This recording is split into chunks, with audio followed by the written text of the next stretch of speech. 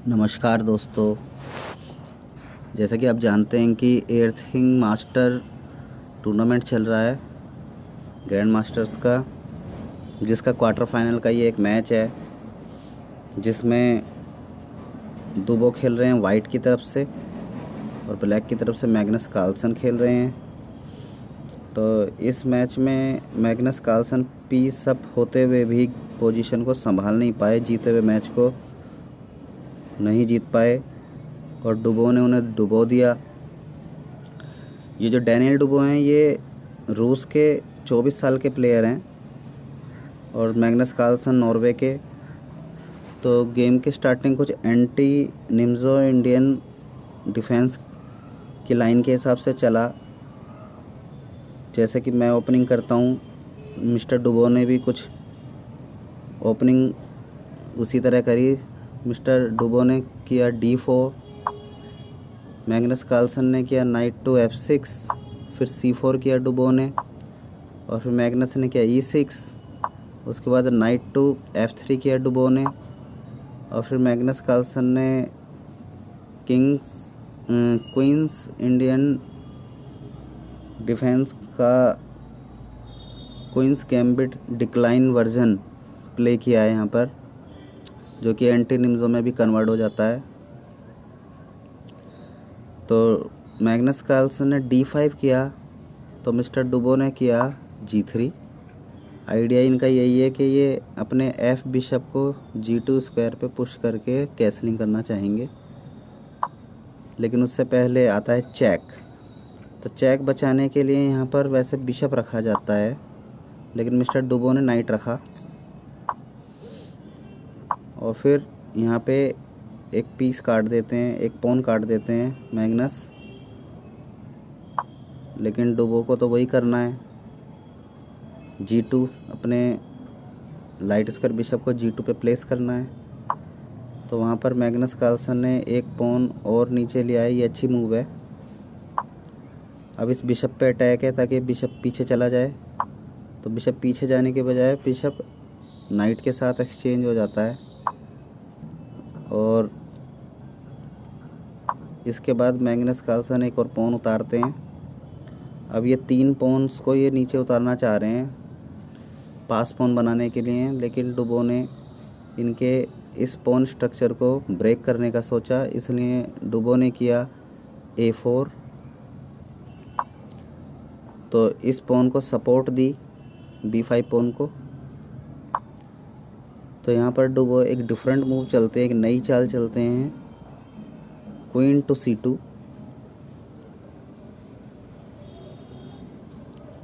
उसके बाद बिशप लगाया B7 पे, क्योंकि मैग्नस समझ रहे थे कि डुबो अपने इस B पॉन को B3 पे रखेंगे, पॉन से पॉन एक्सचेंज होगा और फिर जो दूसरा पॉन है यानी A4 पे, फिर उस पॉन के साथ कुछ ब्रेक थ्रू मिलेगा।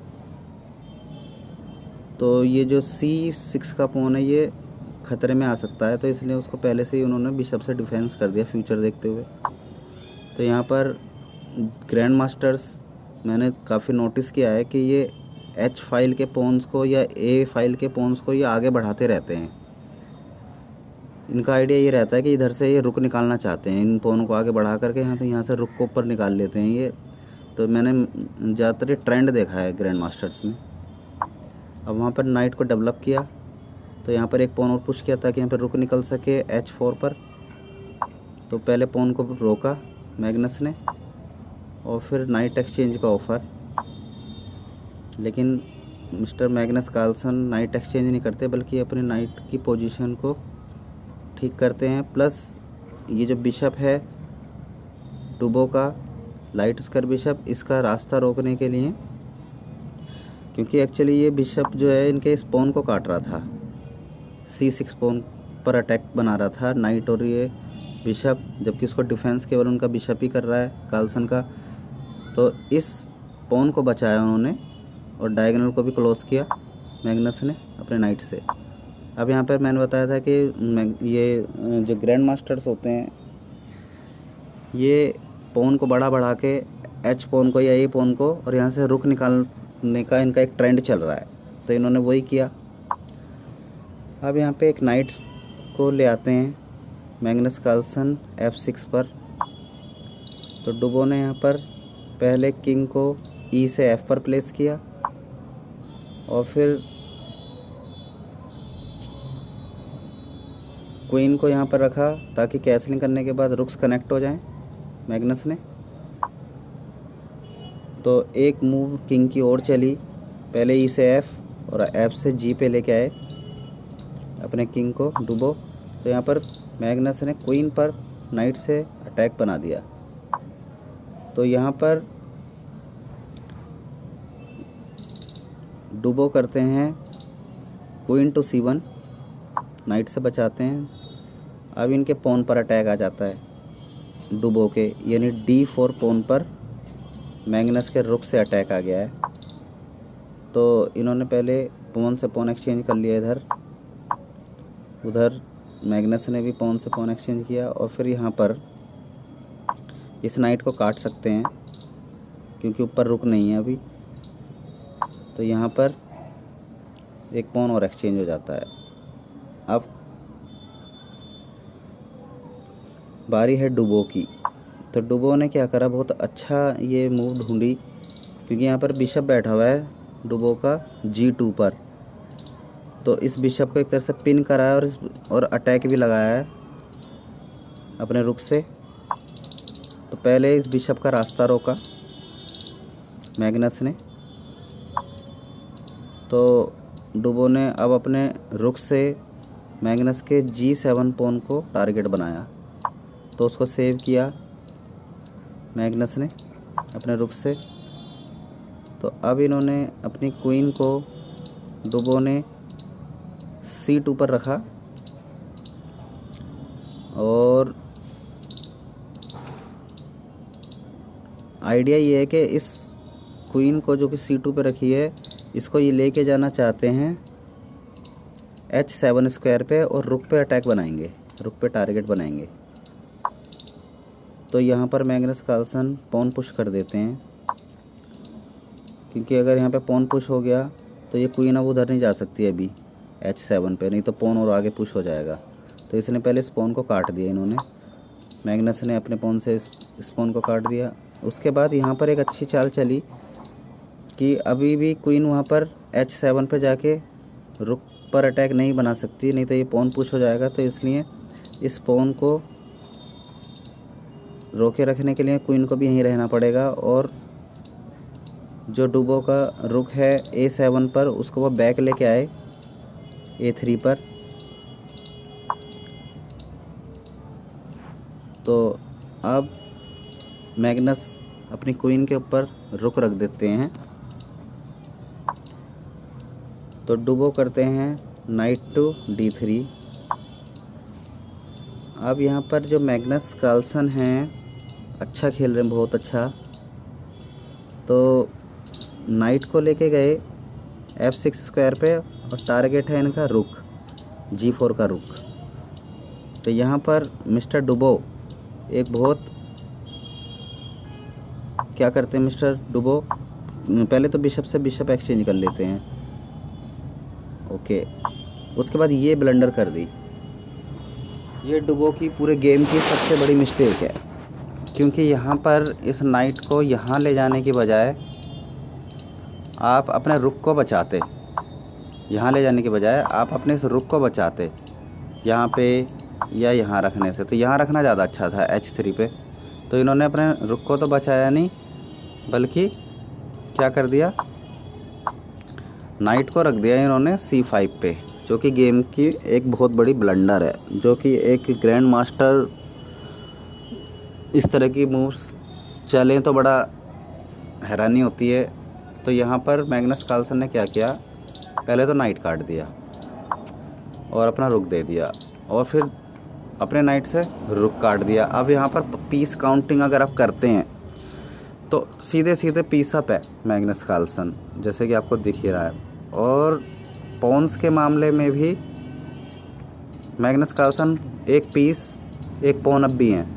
तो यहाँ पर ये पूरी विनिंग पोजीशन है पूरी की पूरी। तो यहाँ पर आगे अगली मूव क्या आती है डुबो की, ये एक ऐसी मूव है जिसकी वजह से गेम में बढ़त मिल गई डुबो को। और ये मूव ढूंढना सिर्फ एक ग्रैंड मास्टर के ही बस की बात लगती है मुझे तो, क्योंकि हम जैसे लोग छोटे प्लेयर ऐसी मूव नहीं ढूंढ पाते हैं, बल्कि यहाँ पे रिज़ाइन दे देते हैं। लेकिन डुबो को छोड़ के अगर कोई और प्लेयर होता तो मेरे ख्याल से यहाँ पे रिज़ाइन दे देता है। जब उनका ये रुक कटा था, क्योंकि पीस अप हो गए मैग्नस कार्लसन, तो इन्होंने रिज़ाइन नहीं दिया बल्कि थोड़ा सा फाइट करने का सोचा और ये मूव इनकी काम कर गई।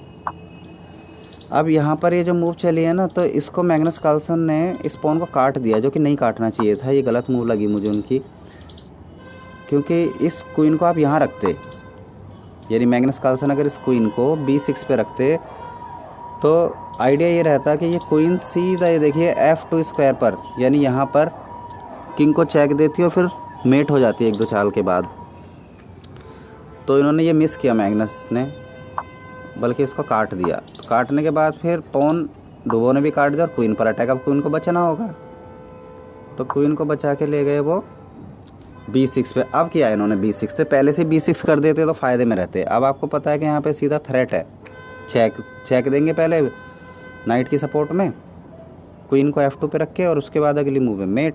तो डुबो इस बात को जानते हैं, उन्होंने देखा तो उन्होंने इसको सेव कैसे किया, पॉन पुश करके। पॉन पुश हो गया। उसके बाद अब यहाँ पे क्वीन नीचे उतारते हैं मैग्नस कार्लसन G8 से G7 पे, ताकि उनका रुक भी गेम में एक्टिव हो जाए, क्योंकि रुक बंद पड़ा था। तो यहाँ पर क्वीन पर अटैक दे दिया इन्होंने, डुबो ने मैग्नस कार्लसन की।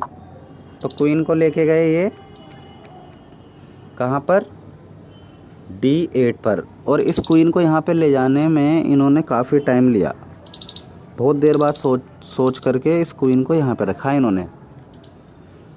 तो मेरे हिसाब से ये मूव भी गलत है। सही मूव क्या है, सही मूव है ये, यहाँ पे रखना चाहिए था। उसके बाद क्या होता है, ये क्वीन अगली मूव में E1 पे आके चेक देती और फिर नाइट ऊपर है ही, उसकी सपोर्ट में फिर F2 पे रखते क्वीन को और फिर H2 से चेकमेट। तो यहाँ पे भी मिस किया। एक तो बहुत टाइम ले लिया इन्होंने, कम से कम 2 मिनट का टाइम लिया, और टाइम काफ़ी कम बचा था। डुबो पे 55 सेकंड बचे थे, मैग्नस कार्लसन पे 2 मिनट और कुछ सेकंड बचे हुए थे। तो उन्होंने अपना ज़्यादातर समय इस रॉन्ग मूव को चुनने में कर दिया, यानी क्वीन को यहाँ ले गए, यानी क्वीन को ले गए D8 पर, जबकि राइट मूव थी कि क्वीन को लेके जाना था A5 पे। फिर उसके बाद डुबो ने क्या किया, चेक दिया किंग को। तो किंग गया मैग्नस कार्लसन का F6 पर। अब यहाँ पे फिर क्वीन पे अटैक मैग्नस की, तो क्वीन को बचाया यहाँ पर इन्होंने E7 पर। ये भी रॉन्ग मूव है। इस क्वीन को यहाँ ले जाने में भी इन्होंने काफ़ी टाइम लिया। इस क्वीन को अब भी आप यहाँ पे ले जा सकते थे, तो भी आपके पास फ़ायदा था, काफ़ी बढ़त होता। तो यहाँ पर मूव ये देखो, किंग एक तरह से बंद पड़ा है मैग्नस कार्लसन का, और सिर्फ एक ही स्क्वायर खुला हुआ था, वो था E7, और इसको भी इन्होंने क्वीन रख के खुद बंद कर दिया। तो अब किंग बचेगा कहाँ। तो इसी का फ़ायदा उठाया डुबो ने। तो पहले चेक दिया, तो किंग और नीचे आ गया, यानी G5 पर।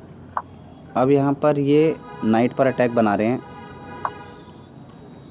तो यहाँ पर किंग को शायद रास्ता देने चाह रहे थे, लेकिन किंग ये पॉन पुश करने का भी आइडिया मुझे समझ में नहीं आ रहा, क्योंकि पॉन पुश करने के बाद भी किंग के पास कोई रास्ता है नहीं, कोई स्क्वायर ही अवेलेबल नहीं है। किंग बिल्कुल जाम पड़ा है। देखो, किंग F6 पर भी नहीं जा सकता क्योंकि क्वीन बैठी है, और किंग पीछे नहीं जा सकता G6 पर, वहाँ पे पॉन बैठा है, और पॉन को काट भी नहीं सकते थे क्योंकि किंग वहाँ पे ब्लॉक हो जाता, फिर चेकमेट हो जाता नाइट काट के क्वीन से। तो इसलिए यानी इस मूव से पहले आप इसे काट भी नहीं सकते, क्योंकि यहाँ से चेकमेट हो सकती है। तो यहाँ पे ये पॉन पुश करना भी रॉन्ग मूव है। अब यहाँ पर पहले नाइट काटा, फिर यहाँ पे रुक को लेके आए। सोच रहे थे कि रुक अभी तक बंद था, रुक को पहली बार यहाँ पे लेके आए हैं, सोच रहे हैं कि C1 से चेक दे देंगे किंग को, लेकिन इसके लिए देर हो चुकी है काफ़ी, क्योंकि इतना टाइम नहीं मिलेगा। अब यहाँ पर पहले चेक दिया डुबो ने, और उसके बाद चेकमेट, क्योंकि पॉन पिन है तो इसका फ़ायदा उठाया और यहाँ पे चेकमेट कर दिया डुबो ने। तो यहाँ पर कार्लसन की अच्छी पोजीशन थी, पीस अप थे, और एक पॉन अप थे, वहाँ से एक दो मूव रॉन्ग चल दी जिसकी वजह से ये चेकमेट तक पहुँच गया गेम। Okay bye bye.